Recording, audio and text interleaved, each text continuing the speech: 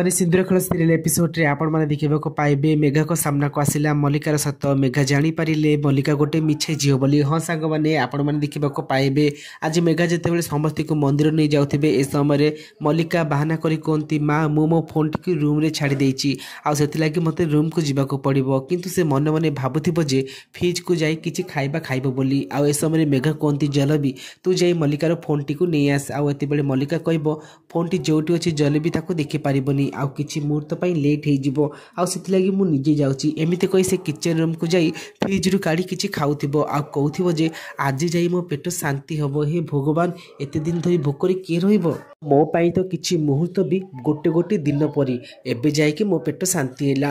ଏମିତି କହି ସେ ପିଜା ଖାଉଥିବ। ମେଘା ଆସି ଦେଖି ନିଅନ୍ତି। ତେବେ ମେଘା ମଲ୍ଲିକାକୁ କ'ଣ ଦଣ୍ଡ ଦେବ ଜାଣିବାକୁ ଚାହୁଁଥିଲେ ଆମ ୟୁଟ୍ୟୁବ୍ ଚ୍ୟାନେଲ୍ ସହିତ ଯୋଡ଼ି ହେଇ ରୁହନ୍ତୁ। ଆଉ ମେଘାଟୁକୁ ଆଦ୍ୟା କେତେ ସୁନ୍ଦର କମେଣ୍ଟ ମାଧ୍ୟମରେ ଲେଖି ଜଣାଇବେ। ରହୁଛୁ, ନମସ୍କାର।